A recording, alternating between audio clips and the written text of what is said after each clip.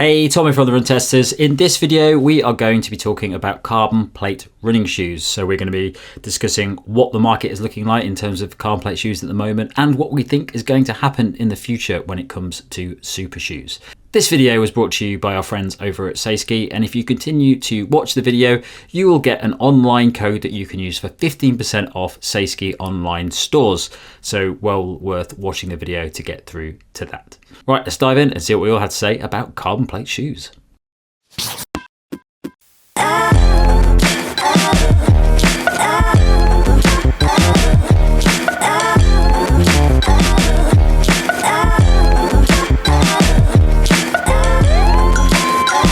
All right, guys, so the different gear we're going to do this month is focused on carbon plate shoes, largely around the future of carbon plate shoes and what we think is going to happen to super shoes in the coming months and years. It's an area of quite a bit of debate with a lot, especially in the comments. People are always talking about carbon plate shoes and if you need them and all that sort of stuff. But before we talk about the future of them, let's just, for anyone listening to this who maybe isn't too clear on what a carbon plate shoe is and what you'd use it for, Nick, do you want to give us a bit of an overview of what are carbon plate shoes? So carbon plate shoes are generally racing shoes, fast running shoes, although that's not always the case anymore. But they came about really after the advent of the Nike Vaporfly 4%, which was came around in the Rio Olympics, but had been used a little bit before that.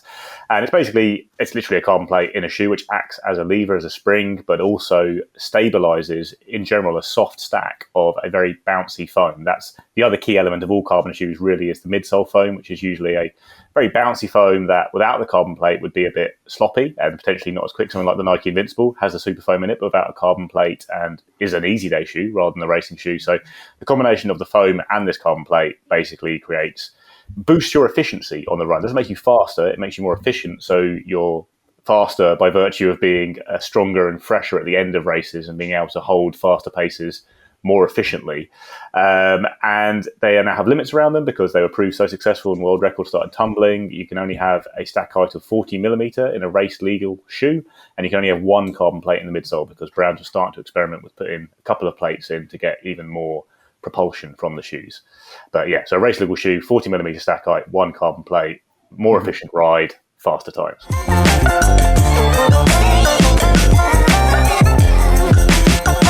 All right, so 2 or 3 years ago, carbon plate shoes, it was pretty clear. There weren't that many of them. It was pretty clear what they were designed for. And when people went to buy them, you sort of knew what you were aiming for. But that's not the case anymore because there are a lot of carbon plate shoes and the market is pretty confusing, especially if you're new to running or you've never used carbon plate shoes.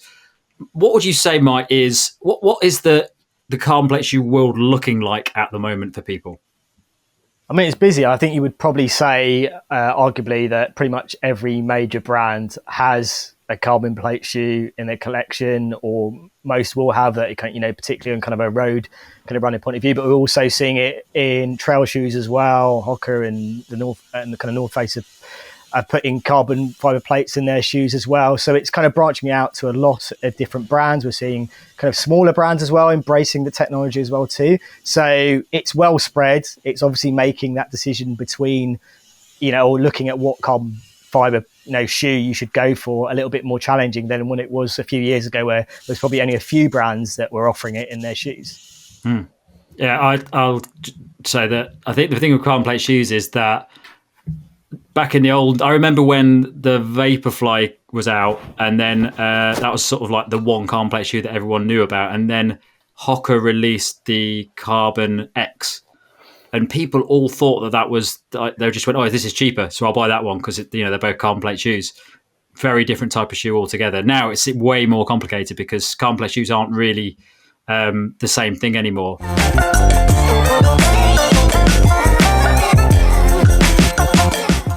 Kieran, one of the things that people often think about carbon plate shoes is that they're just for racing, and people will just have a carbon plate shoe for getting PBs and running fast. Is that the case still? I think it's changing, but I mean, they often tend to be designed for racing, or I would kind of say basically for running fast. So whether you're training in kind of race paces and beyond, that's kind of their remit. It's often sort of down really to how the the shoe's designed around the kind of midsole foam and the carbon plate as well. So you're looking at kind of stripped back minimal uppers to keep them lightweight. Not so much kind of structure to the shoe, not so much cushioning in the heel collars. All of those kind of things lend these shoes to being better for faster efforts or efforts where you might want to put them on for a couple of hours and then not be wearing them for long after. So yeah, they're often quite stripped back, but I think that we're seeing more shoes kind of, I guess, digress a little bit. Things like, you get the Hoka Bondi X. It's a bigger max stack cushion shoe that has a carbon plate. I think some of the other shoes that you see are great for racing have more capabilities kind of lower down the pace as well. So I think things like the Under Armour Velocity Elite is probably a more capable shoe even when you're doing kind of slower training runs. I'd say the Saucony Endorphin Elite as well. And we're seeing, I guess, the Endorphin Pro 3, I'd argue, as well, is great for racing, but you can do a lot more in. So I think there's more versatility coming into play with the carbon shoes. The other thing that we saw with the early shoes, I guess they were very expensive. The early Vaporflies were expensive and they weren't as durable. So people tended to keep them for racing, or they should have done. I still saw people bounding down off-road river paths in Richmond wearing them, thinking that they're only going to last like a few 4 runs if you do that. But I think we're moving away from that, and I think they're going to start to be, as Nick kind of said earlier, used for things that they've got kind of basically wider usage. Yeah, I definitely think that. I mean, we're seeing carbon plates being used in shoes that probably 2 years ago you'd never even dream of. Look at a lot of trail shoes now have carbon plates in, and the way that carbon plates are marketed in those sorts of shoes is very different than how that it's marketed in a race shoe. Quite often in trail shoes, they're not really there for speed. They're more there for efficiency. And sometimes I've noticed that the brands will talk about them as being a sort of efficiency thing, but also double as a rock plate as well, which I find quite odd. Also, I think it's worth saying that carbon plates are very different across the board. Basically, carbon plates from each shoes are. Basically, carbon plates, I don't think ever are completely carbon because that would make them too brittle. So they're always some kind of composite a little bit. There's different ways of making them. I think thermal molding is the most expensive to make it the thinnest and stiffest it can be. And brands will often make carbon and TPU composite plates that make them a bit softer. So, and then like you say, in trail shoes, often a Carbotex plate, which again is, I think, some kind of mix of materials to make it a bit more flexible because you don't want it to be too stiff on the trails, or in Hoka's case they have dual plates instead of one complete plate, and there might be 3/4 length plates. So there's lots of different plates. Forked plates is another plate, or even energy rods if you're looking at Adidas, but they all usually perform the same role, which is to create that propulsion. But yeah, we kind of say carbon plate is shorthand for everything. And also within that, I guess the other thing is the interplay with the foam, right? It's not just about the carbon plate, it's about how it works alongside the foam, and that changes everything as well. So yeah, I think we use sort of carbon racers as the shorthand for it, but there's more going on that changes the feel of each of these shoes. Well, exactly. That's what I was saying with the Hoka Carbon X. That was just saying it had a carbon plate, and everyone thought, oh, great, it's the same as a Vaporfly. But there's a lot more. It's a lot more to it than those two shoes.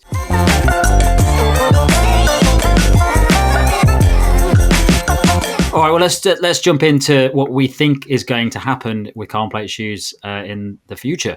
So, over the next year or so, what are we expecting, or what are you guys expecting from carbon plate shoes? Nick, do you want to tackle this one?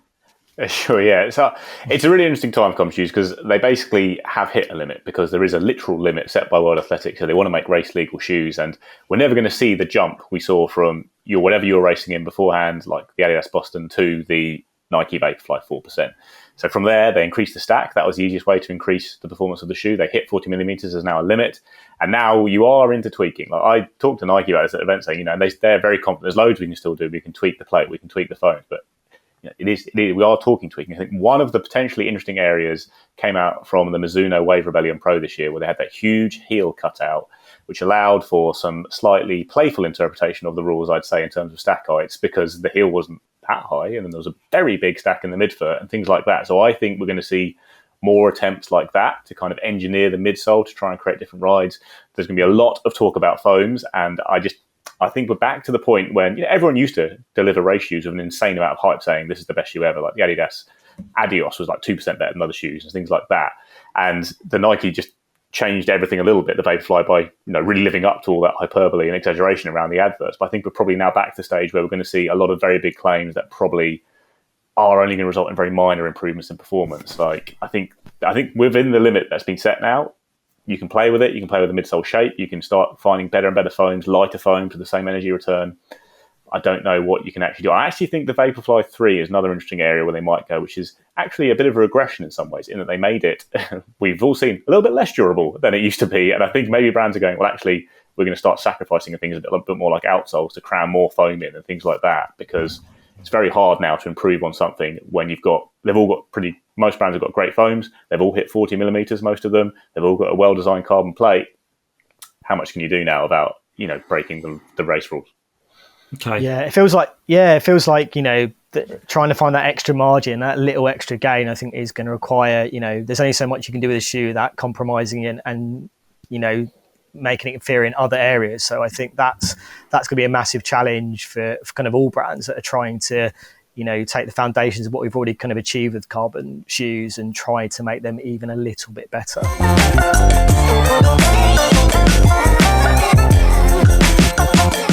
So Nick, you're a man who likes fancy running clothes.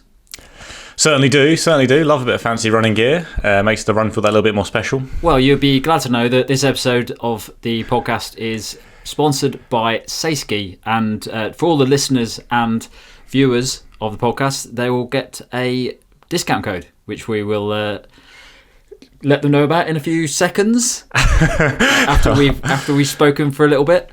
Seiski or Seiski doesn't really matter, does it? Well, according to the brand, they don't mind. I think Seiski seems to be the phonetic way to say it, but they're not bothered. There's actually a page on the website that says they don't care how you pronounce it. So, which is good because we get criticised a lot on the channel for saying things wrong. So that's nice. Well, yeah. So anyone listening to this planning on commenting on a mispronunciation, the brand don't mind.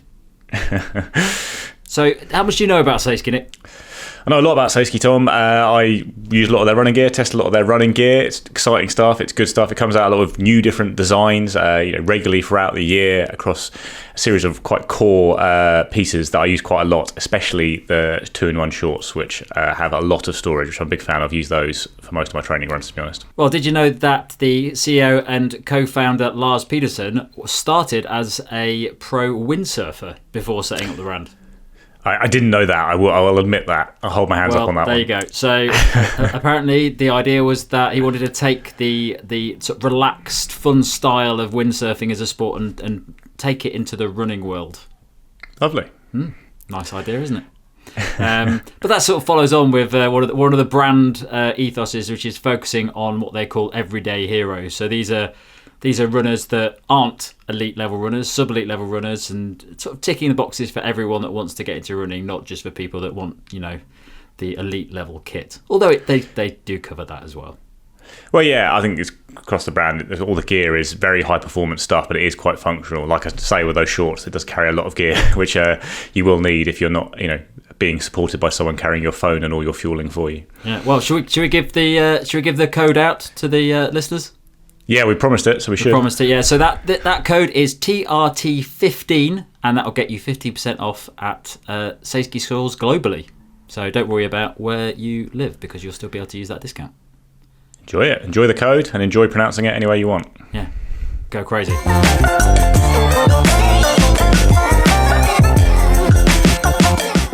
Okay then. So Mike, what do you think we're going to see a shift in the coming months and years of what people actually expect from their carbon plate shoes? I think so. I think the more that these shoes are out there, the more that these brands are learning, the more that they can see how people are using them, see what other benefits, see what other things they can get from these shoes. So I think, as I said, I think we've got to a point with the shoes where we've seen real kind of positives in terms of them being there and people using them from a wide range of runners as well. So I feel that the more brands that are using these kind of innovations and embracing it, we can kind of see that potentially there could be changes in terms of how they use and how people use them in terms of their running and their racing as well.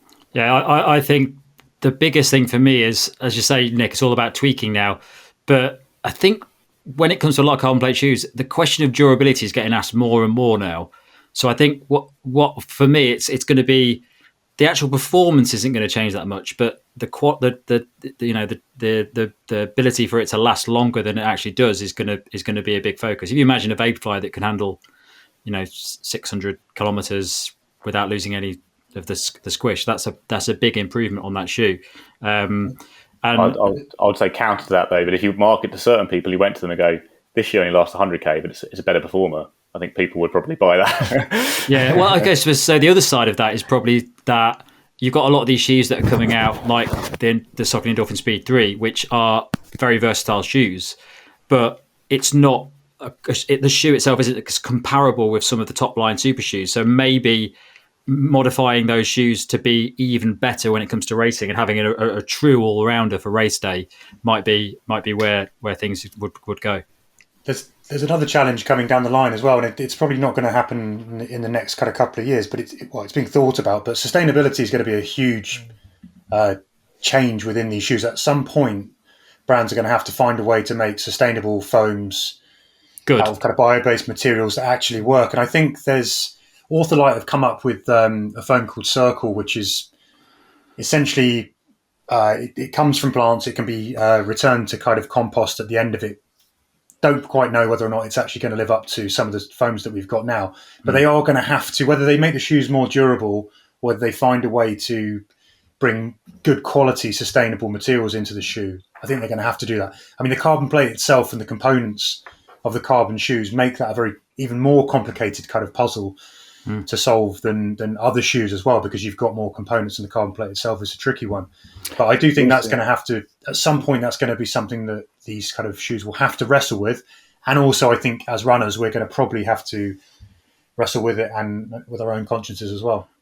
Interesting. I think Puma, one of Puma's Pima foams is castor bean oil, but I don't know how recyclable it is. But yeah, that's definitely true to say. I think carbon might be the last area hopefully they'll start reforming their daily trainers, I guess, will be their first target and things like that. But eventually, like you say, everything's going to hit that. But I think actually one area I meant to say, in terms of improvement, I think one area that potentially could be a massive, massive area for carbon plate shoes and racing shoes in general is personalisation in the future. Like you see elites talking about the shoes, like Eliud Kipchoge getting the Alpha Flies tuned very much to what he wants from it, and someone like Kenenisa Bekele doesn't like using it, doesn't feel like it works for him.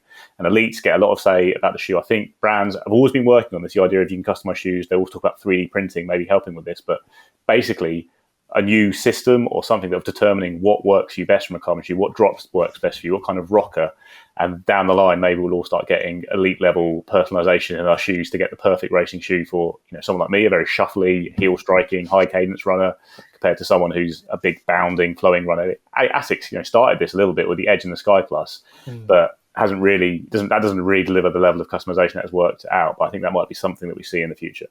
And Nike actually mentioned something with the launch of the Vapor 3, I think it was, where they actually said to me that they can already kind of do, anyway, I can describe it as like a cut and shut, which is when you kind of illegally smash two cars together to make them look like one that have been in a wreck. But anyway, they can take the uppers and fuse them to midsole. So you can already sort of potentially choose your upper that you like. So, interestingly, with the Adios Pro, if you don't like the old uppers, but you like the strung uppers, maybe you can choose the midsole unit with a different upper. Those kind of things could be interesting. And Brooks, I think, also mentioned about the idea of this kind of spectrum of stability. So, rather than just having stability shoes and then shoes for everyone else, that everyone needs a little bit of stability, different levels, and maybe that will become a little bit more fine-tuned as well.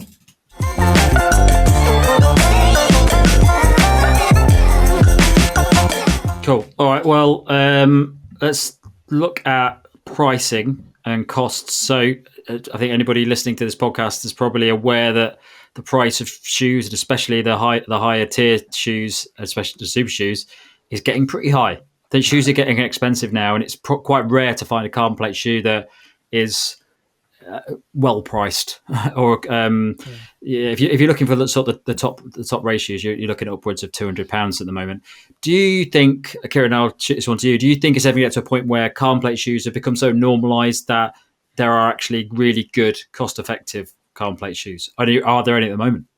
Well, I mean, are there any good ones? I don't know. There are some cheap ones. There's like the 361 Flame for like $160, I think it is. Yeah. I mean, for me, the best way to get a good carbon shoe is to go old generation. Some of those are still really good. That I think that just you can, particularly sort of Vaporflies and stuff. My fear is that they will just keep layering on a premium, and in tandem with what Nick was saying about kind of people talking about sort of these margins of the shoes getting better, and they'll still sort of be marketing them as the kind of this and that with the extra kind of percents, and they'll just keep making them more expensive. I'm not sure.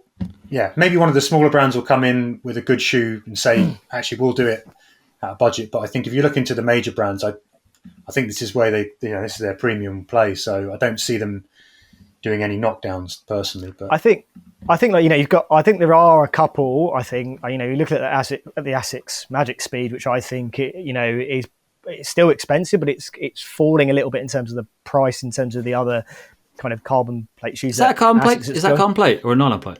The Magic Speed 3 will have a carbon plate. Yeah, 2 nice. doesn't. Okay, I didn't know that. Yeah. And then I think Puma is being pretty aggressive with their pricing, I think, as well, in terms of what they're doing with their shoe and their shoe range. So I think I feel that there will be, but I still think it's still going to be a little bit more of a premium, at least for a bit. But it feels that brands are trying to be a bit more aggressive with the pricing, but a lot of the big names are still getting high in terms of how much you're going to have to pay for those top tier shoes. I can't believe it'll keep working though, because the market is so old now, and I don't know. Every time I test a new carbon shoe, I say it like maybe they're a little bit better, but I've not found one that I would buy for 250 quid over a £120 Vaporfly in a sale. It's just when I bought a pair of carbon plate shoes last year, they were £100, the Alphafly originals, because I wanted the blue ones. I don't know. I know people will always buy the newest one, but they can't just whack out a £300 shoe when you can buy the older gen, and it's so much, so close to the standard. That said, everything's getting more expensive. I paid £2 for crumpets today. So how many? Only 6. Like, it's a small supermarket, but I mean, crumpets should be 35p for a pack of 6. Beans in my co-op are £1.70. This is outrageous. It's absolutely outrageous. World's gone mad. I had a big pack of crisps every night, and that's something. We don't talk about that. That's not the point I'm making here. I shouldn't be eating the crisps, but I could always find reliably one set of carbon crisps would be £1 on sale. It's because you're going to places that you're buying sets of crisps that pricing's off. But now I'm paying like £1, even in sale, like £1.75 for Sensations. Come on. Right, back to the running. Every podcast Brexit. Yeah, it's true. We are getting stung on some of the shoe price. It's so annoying when you do the shoe review and you go, and in the US this is free, and in the UK it's £300. Right, last question. This is open to all of you, and it's not just about carbon plate shoes; it's about super shoes in general. So, what do you think is going to be the next big evolution of super shoes? Is there going to be a new type of technology that sort of drives the next phase of super shoes forward? I shot my load earlier by saying the personalization thing. I think if there's one thing that could possibly make a big difference, it's that. Otherwise, I think everyone's going to have a shoe with a big heel cutout, like the Mizuno Wave Reliant Pro, and try that as a way of improving shoes. And I'm going to repeat myself. I think the most important thing, I'm going to get on a big kind of high horse here, but I think the most important thing that has to be done is to make the shoes more sustainable, and by that, make them more durable. Basically, the best shoe for the environment is the one that you already own, rather than one you go and buy and replace. So, I think that's a huge challenge, and I expect to see more and more messaging around kind of environmentally friendly kind of performance shoes. Maybe not in the next couple of years, but coming down the line. How sustainable they actually are will be up for grabs, but I definitely think that we'll see them being marketed as such. I already know what Mike's is. Flashing lights on the side. Flashlight, yeah. I love your optimism here. I feel like we're going to be literally underwater before any brand takes any sustainability seriously. That's it from us. Thanks a lot for watching. Don't forget to like, subscribe, click the little bell, and don't forget to use your discount for the Seisky online store. Also, if you want to listen to this video as a podcast, you can do that, and the link is below in the caption. Thanks a lot. Catch you next time.